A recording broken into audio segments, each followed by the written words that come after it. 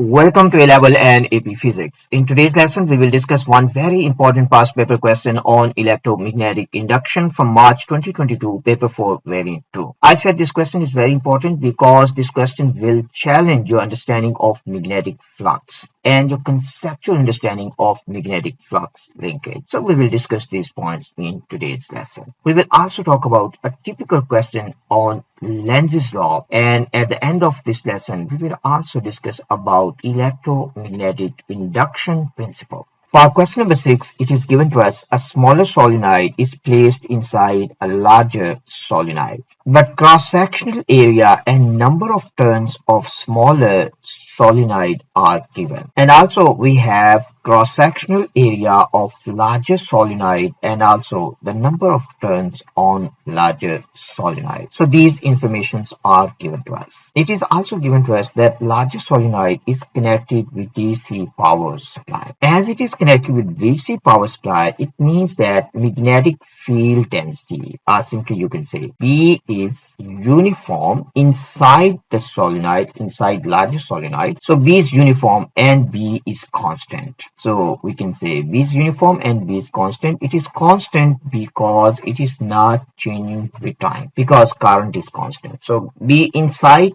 larger solenoid is uniform and constant. Now let's try to understand what is magnetic flux, because part A is asking us to compare the magnetic flux in the two solenoid. Magnetic flux simply equal to BA cosine of theta. Cosine of theta, and theta is the angle between B and A. Magnetic flux is equal to BA cosine of theta, and theta is the angle between B and A. B is magnetic flux density, or simply we can say magnetic field density, and A is the area normal vector. Now if you look at the magnetic field inside the solenoid, you can simply see that magnetic field inside solenoid is almost uniform. As you can see here, inside the solenoid magnetic field is uniform. So the density of magnetic field inside the solenoid is uniform, and the smaller coil is placed inside the larger solenoid. So the B for the smaller solenoid and B for the larger solenoid is the same. So the magnetic flux density for smaller and larger is the same. So simply we can write down in this case flux is equal to BA, because in this case, if we take one loop, this is one loop, and magnetic field in this case is passing through this loop. So the angle between B and area normal vector is 0, and cosine of 0 is equal to 1. So simply we can say flux is equal to BA. From here we can say that flux over area normal vector, this is equal to B, but B in this case, this is constant. So simply I can say this is constant. So we can say that magnetic flux for the smaller solenoid divided by area cross-sectional area of the smaller solenoid, this is equal to the flux of larger solenoid divided by cross-sectional area of larger solenoid. As area of smaller solenoid, this one is small. So if this value is small, so I will say this arrow down means if this value is small, so flux has to be small because the ratio has to remain constant. Now if this area is larger, so this flux has to be larger. So in this case simply we can say as AL, this is greater than AS, so the flux of larger solenoid, this is greater than flux of smaller solenoid. This is what you need to understand. I explain you in detail, so in future you can handle these questions with confidence. Now let's try to write down the answer, and this question has only 1 mark. So here is only 1 mark and this is B mark. So simply you can say flux in larger solenoid is greater, or you can say flux in smaller solenoid is less. So here we have written flux in smaller solenoid is less. If you have written this, you will get 1 mark, and this is B mark. For part B, we need to compare the magnetic flux linkage in the two solenoid. First of all, let's try to understand what is magnetic flux linkage. Magnetic flux linkage is simply equal to N times flux. So this is N times flux. Or simply you can say this is equal to N times BA. Now we need to compare this one. So we can rearrange this one again. So in this case, we can say magnetic flux linkage divided by NA. A is the cross-sectional area and N is the number of turns. This is equal to B, but B for both coils is the same. So we will say this is equal to some constant. So this is constant because B is constant. Now we have to compare magnetic flux linkage divided by number of turns on the smaller coil times cross-sectional area of smaller coil. And this one has to be equal to magnetic flux linkage of the larger coil divided by number of turns on the larger coil times cross-sectional area of the larger coil. So this is simply we need to compare now. But if you look at the smaller coil, so let me rewrite here. So I will rewrite this one. This is the magnetic flux linkage for the smaller coil, and this is divided by number of turns. Number of turns we have 3000 on smaller coil. So number of turns we have here, and the cross-sectional area of smaller solenoid is 1.6 times 10 to negative 3. If we write down for the larger solenoid, we have only 600 turns, and cross-sectional area of larger solenoid, this is 6.4 times 10 to negative 3. Now if you compare these two, means if we compare NS times AS with NL times AL, so this is greater. So if this quantity is greater, it means this one has to be greater, and this one is small, so this one has to be small because the ratio between these two is the same. So here simply we can conclude magnetic flux linkage of smaller solenoid is greater than magnetic flux linkage of larger solenoid, and this is what we need to write down in our answer. So you can multiply, you can find out actually this area is 4 times greater, but number of turns on smaller solenoids are 5 times greater, so it means overall this one is greater. So magnetic flux linkage of smaller solenoid is greater than magnetic flux linkage of larger solenoid. In your answer, simply you can say greater in smaller solenoid, and this is 1 mark. So if you have written this one, you will get 1 B mark. For part C1, we need to state Lenz's law of electromagnetic induction, and this question is very common, most frequently asked in many past papers. So you need to understand how to state Lenz's law in a proper way so you can get full marks. For this question, there are 2 marks, and mostly this question has 2 marks. So you need to understand how those 2 marks will be given and what you need to write down in your answer to get those 2 marks. So let me show you how to state this one. In your answer, you have to mention direction of induced EMF, means the polarity of induced EMF, and this has 1 mark, M mark, and this is must mark, mean you have to state in your answer direction of induced EMF.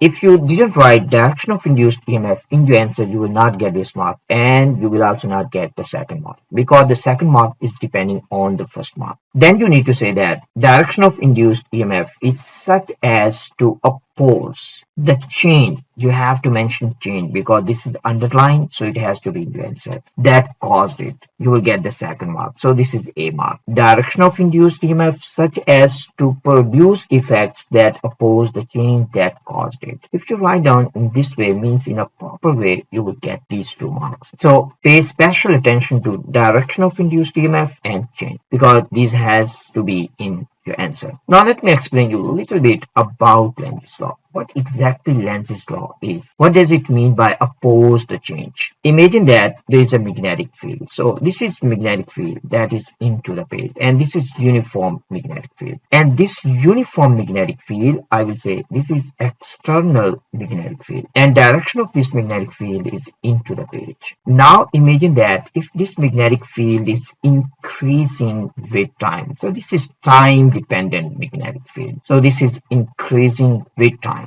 And now if we place a loop inside this changing magnetic field, if we place loop inside this changing magnetic field, so the magnetic field means the magnetic flux inside this loop will increase. But this loop, they don't like the change in magnetic flux, so they oppose the change. So this is what is meant by oppose the change. Now what is the change here? Magnetic flux is increasing. So this loop will produce current, means current will be induced in this loop, or you can say EMF will be induced. In this case, EMF and current, because this is complete loop. So current will be induced in this loop in such a way that it will produce its own magnetic field that will oppose the change, means that will try to reduce the external magnetic field. Now if external magnetic field is into the page, so the induced magnetic field has to be opposite, means it has to be out of the page. So means it will produce its own magnetic field that will be out of the page. Now if the magnetic field due to current induced in this loop is out of the page, you can find direction of current, means direction of induced current. You can use right hand grip rule and you can find out direction of induced current, means the B in this case you have to use, this is out of the page, and then you have to use your right hand grip rule and you can find out direction of induced current. So B is out of the page. So your thumb is pointing out of the page. So you need to curl your fingers. So in this case, this is counterclockwise and this is direction of induced current. So this is I induced and this is counterclockwise, I will say CCW. This is what is Lenz's law. They oppose the change, and change being in this case magnetic flux changing is increasing. So loop will oppose that change. So it will try to reduce flux inside itself. So it will produce its own magnetic field in opposite direction. So this is Lenz's law in a nutshell. I hope this point is clear. Let's move on to the next one. For our second part, it is given to us the terminals of the smaller solenoid are connected together. It simply means that these terminals are joined together. Now this smaller solenoid is just like a closed loop. So simply we can say it is a closed loop now, before it was open loop. The smaller solenoid is removed from inside the larger solenoid. Means we move this one to the left. So we move this one to the left. We need to explain with reference to magnetic fields why a force is needed to remove the smaller solenoid. This question is also based on Lenz's law. So let's try to understand how we can approach this question. Let's try to do another example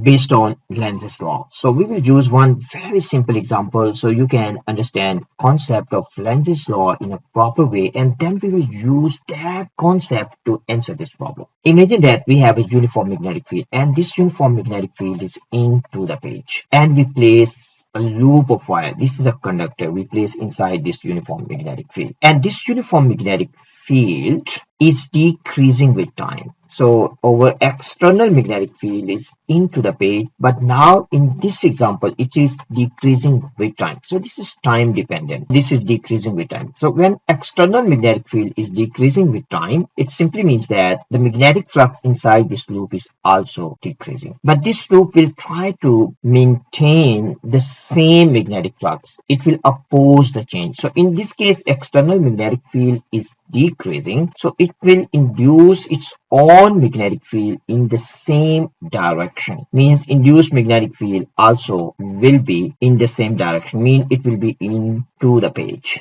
So external and induced magnetic field, they will be into the page. Current means magnetic field due to induced current in this loop is into the page. So we can find out direction of current by using right hand grip rule again. So you can use right hand grip rule. But in this case, induced magnetic field is into the page. So you can find out direction of induced current. So as induced magnetic field is into the page, so current will flow clockwise in this case. So this is direction of induced current. So this is clockwise. Now, if you look at setup of larger solenoid and smaller solenoid, we can simply understand as we move this smaller solenoid out of the larger solenoid, magnetic flux inside smaller solenoid will change. As magnetic flux inside the smaller solenoid will change, there will be induced EMF. But this is a closed loop, so it means there will be induced current as well. And induced current will produce its own magnetic field to oppose the change in magnetic flux. As magnetic flux is decreasing in this smaller solenoid, so I will write down here the B external inside the smaller solenoid, as this one is decreasing, so the B induced and B external, they will be in same direction, and the same point we have already discussed here, so they will be in the same direction. Now we will take the smaller solenoid and larger solenoid. Now imagine that this one is a larger solenoid and this is the magnetic field of larger solenoid. We place our smaller solenoid first of all here,